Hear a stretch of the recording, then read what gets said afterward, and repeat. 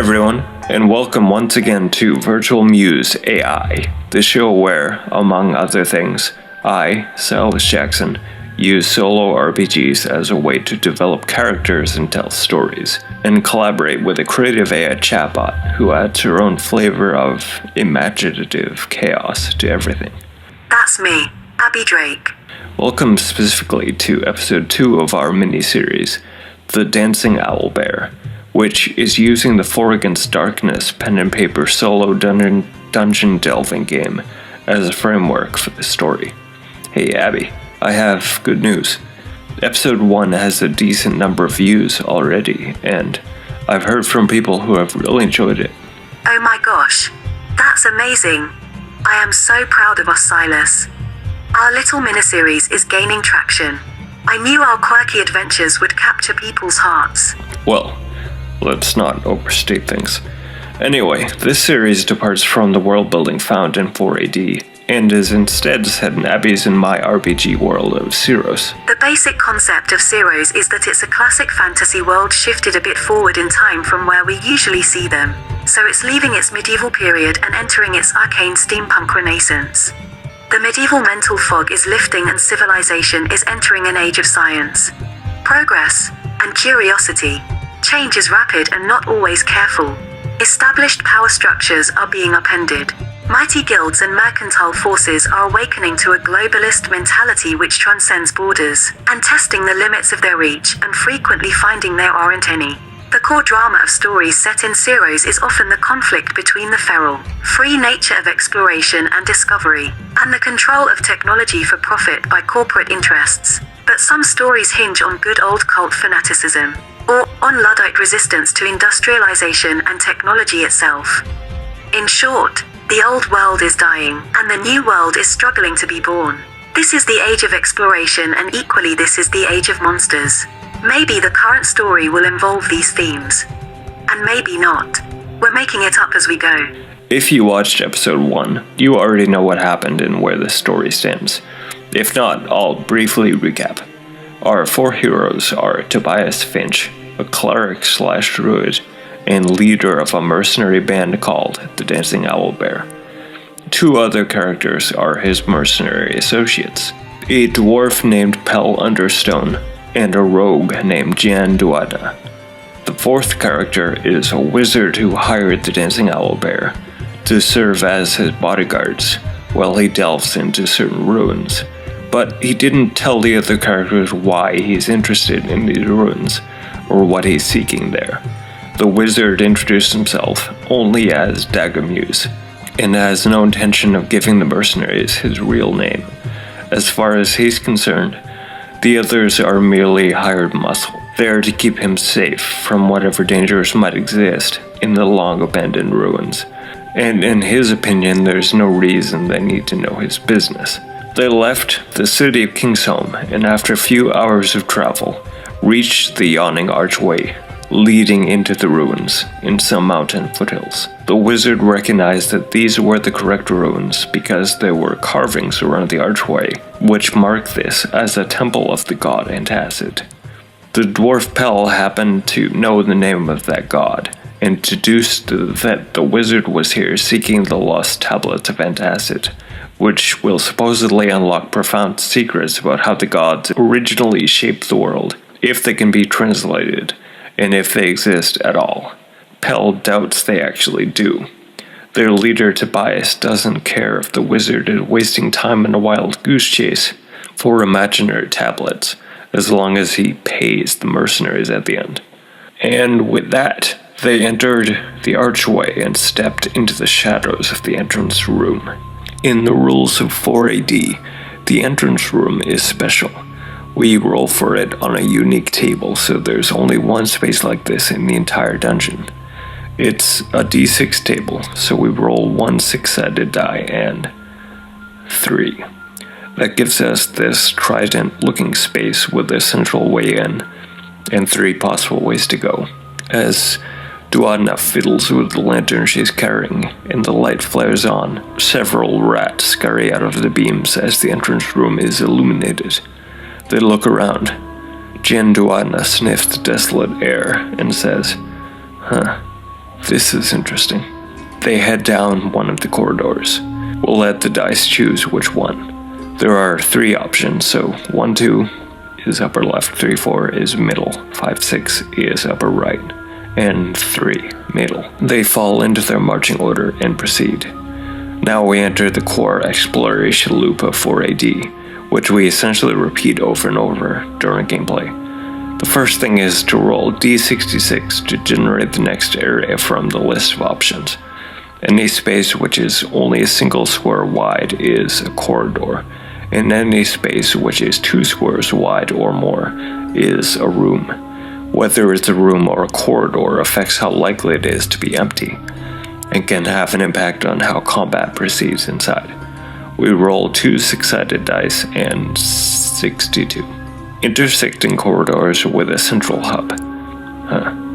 That's too perfect not to connect to the separate corridors leaving our entrance room, so we'll link them and say it forms this interesting loop. Why, though? There's gotta be a reason for this architecture. Next, we'll roll 2d6 on the contents table. 5. Empty. Roll on the special features table. So we roll d6 on the special features table and 2. Blessed Temple. A character of your choice gains +1 attack against undead monsters or demons. As soon as the character kills one undead or demon, the bonus disappears. So let's say the unique architecture of this space is sacred, and the religious significance is why it was built like this in the first place. That makes sense, since we already established this whole ruin was itself a religious site. As they proceed through the sacred temple of the 4 directions, which is customary for the entrance of Ixian sacred places, Pell feels a rush of energy moving into himself, like he's the first dwarf to pass through this place in hundreds of years, and the energy hanging around it has been waiting undisturbed ever since it originally had Ixian priests buzzing around performing rituals and liturgies that are lost to time. It seems like it recognizes Pell and his connection to the lineage of this place's builders and singles him out. Pell bows his head and mumbles a prayer, but doesn't say anything to the others about what he felt just now, because he doesn't quite believe it actually happened. Just a note about the pieces I'm using here, like you don't actually need these.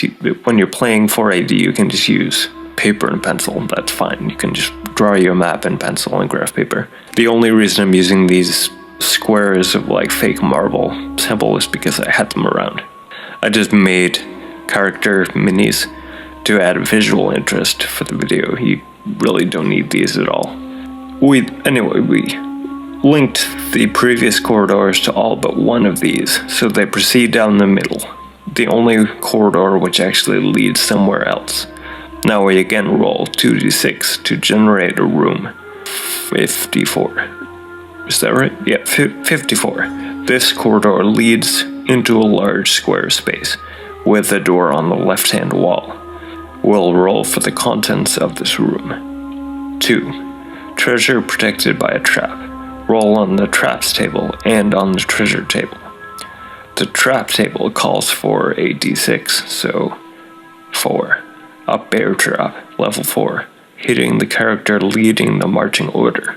Before we resolve what happens with that, we'll determine what the treasure is. This is a d6 roll and a 6. One random magic item from the magic item table. Nice. We roll that and 6 again. Fireball staff. Allows its user to cast fireball twice, then its powers are depleted. Only wizards may use it. Add the user's level to determine the spell roll, as you would do for fireball spell cast by that character. Alright, so they proceed into this square room, and as the lantern light fills it, they see that it's unlike the previous rooms. This isn't bare stone. There's stuff here. It looks like it's been used as a thieves' den, and there are piles of things stashed here. Dagomir scans over the bric-a-brac, then his eyes lock on something in one of the piles. He says, "If I'm not mistaken, that's, what What is the magical staff called? A hoax object. He says, if I'm not mistaken, that's a hoax object. There's magical energy in that. I can use it. Tobias says, well, in that case, and strides towards the thing. A bear trap, hidden in the debris on the floor, goes off with a clang. Tobias has to make a successful defense roll to avoid taking damage from this trap. If a character rolls higher than the level of the attacker, or if they roll an unmodified 6, they succeed. If they roll equal to or under the level of the attacker, they fail. This trap is level 4, so Tobias rolls d6 and 3. That would be a failure, but he modifies his roll with +2 for heavy armor. He's successful and manages to spot the trap an instant before he puts his foot right into it and dodges out of the way graciously. He grabs the hose object from the pile of junk and passes it to Dagamuse. He says, make good use of it, wizard. I find myself wanting fireballs much more than once per day. A wall of darkness descends, cutting off the world outside. Wait, what? A wall of darkness descends, cutting off the world outside. Okay, I know better than to overrule Abbie on something like this, so we'll just go with it. It has no basis in the 4AD rules whatsoever, but it's a solo game, so we can just say whatever we want happens, and it happens. Before Tobias's elation at evading the trap can even fade, there's a sound like rushing wind, and a wall of inky blackness descends over the archway they just passed through, like a portcullis dropping. I love it. It adds an extra layer of suspense and challenge for our heroes. They'll have to put their heads together and think outside the box to find an alternative way out. I have full faith in them, though. They are a resourceful bunch. The group can't see through this unnatural blackness. Like an obsidian mirror or dark water, it suggests a solid surface and great depth simultaneously. Duadna is closest to it and whirls around, throwing her hand against the wall of shadow to test its strength. She withdraws her hand like she touched fire and groans in dismay. She says, "What magic is this? What did you do, wizard?" Dagamute says, "Don't look at me." Tobias hurries towards the shadow wall and stares at it thoughtfully. Pell walks up beside him, also staring at the wall with a grave expression. Nobody has to say aloud that they're all trapped in the dungeon now, because everyone knows it. I guess this makes sense narratively, given what just happened to Pell. It seems as if there was some kind of intelligence behind that, which can recognize people it likes and do things to benefit them. It presumably can also recognize people it doesn't like and take action against them. Maybe the intelligence belongs to the dungeon itself somehow. That begs the question, what is it? And which of our characters does it not like, and why? Maybe we'll live long enough to learn the answers to some of those questions. Tobias glances at Dagamuse and says, "It looks like this isn't just your personal expedition anymore. Now we've all got a stake in it." He shrugs, then glances at the other door across the room. They can't backtrack now even if they wanted to, so they head through the only other door, and we roll for another room. 56. They head into a large, misshapen room with 2 doors, in addition to the one they just used to enter. Now we roll 2d6 for the contents. 2. Treasure found. Wow, all these good rolls have got to be building up to something terrible happening to us. So we roll on the treasure table and 3. A scroll with a random spell. We roll for the spell and 2. Fireball again.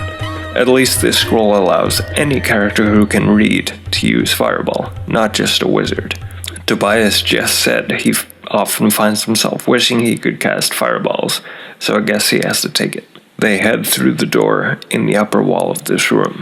We roll for another room and 26. A very small corridor with one other door besides the one they just used. Actually, that reminds me. When I asked Abbie what she wanted to name this episode, she said Shadows of Descent, which I think is a good name, and also makes a good point. Descent. We're generating a two-dimensional map of the dungeon here, but we're free to envision it in 3 dimensions. So let's say this corridor isn't as small as it looks when we just see a footprint of it from the top down. It actually has some depth to it. It's descending to a lower level, and our characters are moving shoulder to shoulder down a ramp or flight of stairs towards a door they can see below them. Now, we roll for the contents of this corridor. 6. Roll on the vermin table.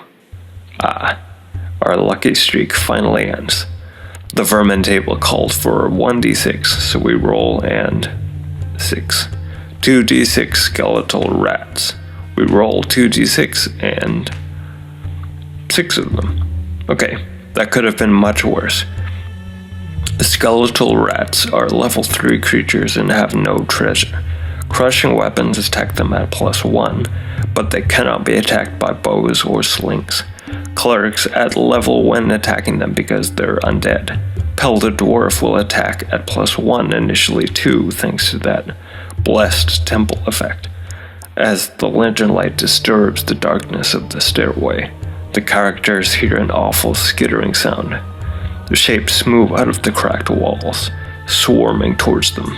Tobias takes his steadying hand off the wall and grabs the hilt of his short sword.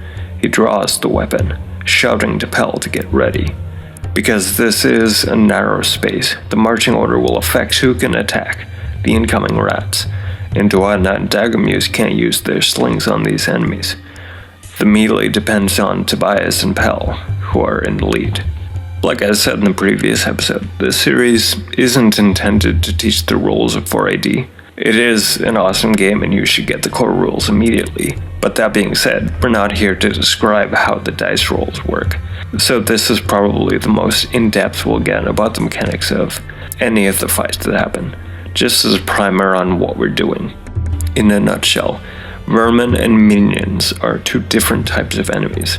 And mechanically, these skeletal rats are vermin. That means they don't give any experience points when defeated. When the characters fight enemies, all the rolls are player-facing. Monsters don't roll dice. The characters roll their attacks, or whatever they're doing. Then on the monster's turn, the characters roll defense. It's just assumed the monsters will attack and hit, unless the characters defend against it. The monster's level is the number a player must roll to wound it or otherwise affect it with an action. The character must roll above its level to parry its attacks. So with these level 3 skeletal rats, characters must roll 3 or better to affect them, and 4 or better to avoid their attacks. You might be thinking that having to get above 4 on a d6 is a significant challenge, but various modifiers apply to these rolls, so those requirements aren't necessarily as onerous as they might seem. We could forego attacking right away to roll for the reaction of these rats, but they're much more likely to attack than not, so we'll capitalize on seeing them coming and start the melee immediately, rather than let them go first. Plus, I don't think Tobias and Pell are the type to take a let's wait and see what happens kind of approach to this situation. At the head of the marching order, Tobias leaps forward and attacks the nearest skeletal rat. He rolls d6 and gets 4. That's +1 because he's a cleric and adds his level when attacking undead.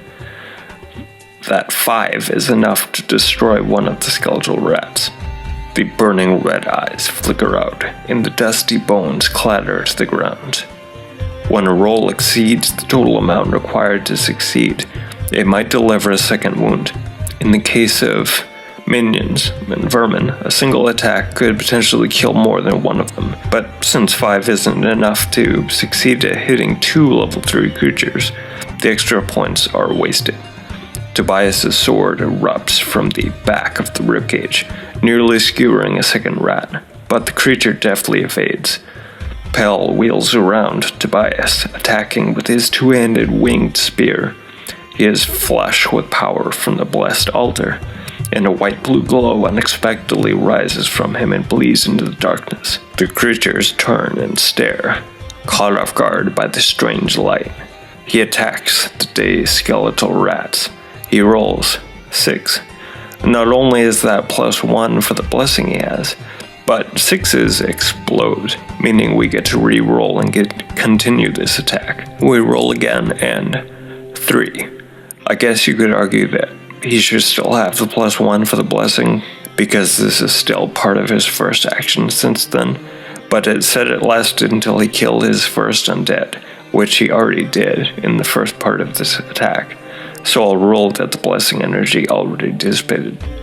Anyway, he still destroyed 3 more rats. Now it's the rats' turn, because this is a narrow space and only the 2 characters in the lead get to attack in melee, and the characters in back aren't able to use their ranged weapons right now. There are only 2 rats remaining, so the first will attack Tobias, and he'll roll defense, and succeed. He dodges deftly, letting the rat lunge right past him and stumble on the cracked worn steps. The other one attacks Pell, and he rolls. And he would have failed, except his armor modifier saved him. The rat swipes at him, and its claws skitter harmlessly across his bronze shoulder plate as he tries to evade. Tobias retaliates, stabbing at the skeletal rat, which stumbles as it moves. He rolls 4+ level again, meaning he sinks his sword into the monster and the skeleton shatters, the dusty bones dropping to the stone stairs. Pell attacks the final rat and 3. He runs it through with his spear and levers it to the ground. It writhes briefly, then is still. Silence descends on the stairs as the group catches their breath. After a pause, they turn their eyes once again to the door below. Tobias says, "Let's proceed. The only way to find a way out is to find a way out." And we'll end episode 2 right there. Stay tuned for the continuation in episode 3. See you, Space Cowboy.